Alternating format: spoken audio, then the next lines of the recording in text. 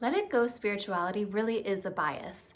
For the past 3,000 years, so many spiritual traditions and philosophies have looked at what it means to transcend, to rise above it, to move up and out.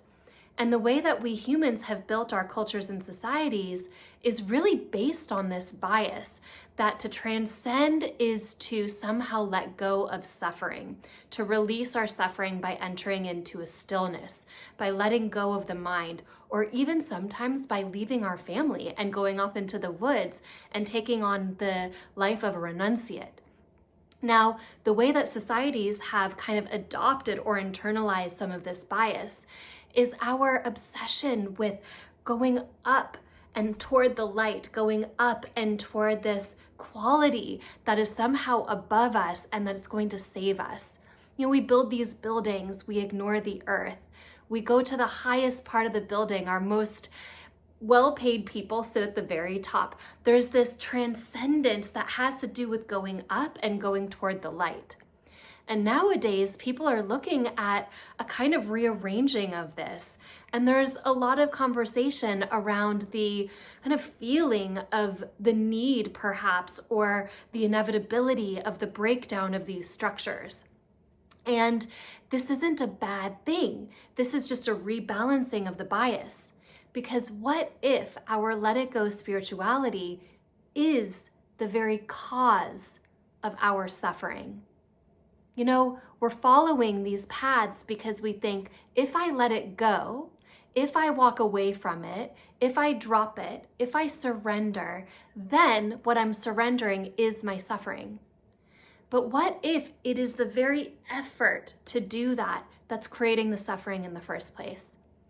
Because it turns out that the best material that we have to integrate ourselves is turning toward ourselves and noticing deeply.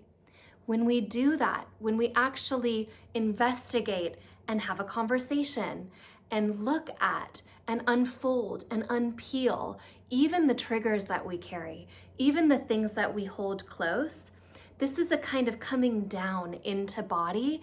It's a coming into beingness. It's a coming into kind of the grit and the grittiness of body, this darkness, sometimes called darkness. But really within that darkness, what is there?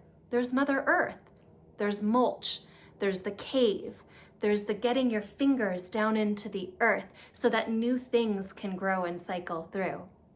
So what if the releasing of these structures, the falling of these structures, the dismantling is a natural product and a very important aspect of being human? We can call it a rebalancing act. And this way, it's not quite so pessimistic. It's a little bit more curious. Well, what is it about this time period that we're in where it looks like there's a dismantling that's either already happening or about to happen, or I feel it in my body? This is a turning toward being. It's the coming down out of the clouds. It's the coming down away from just being blinded into the light. It's letting the idea that we're going to be saved by some transcendence, by some state of stillness, change and integrate by looking at it, by putting that in our bodies and saying, where am I holding this in my being? Where am I holding this in my body? And when that happens, then all of a sudden the body matters. The coming into being matters. Darkness isn't so scary because darkness might actually be the thing that reveals growth, the thing that holds wisdom, the sticking of the fingers into the earth, which is, of course, what? It's our body. Our body is made out of this earth. So finding this balance is the time period that we're in.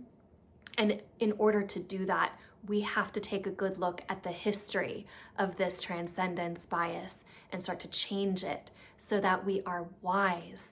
And now, what is our definition of wisdom? It is good balance between that which goes into the depth and that which takes form into body and into being. That is transcendence integrated.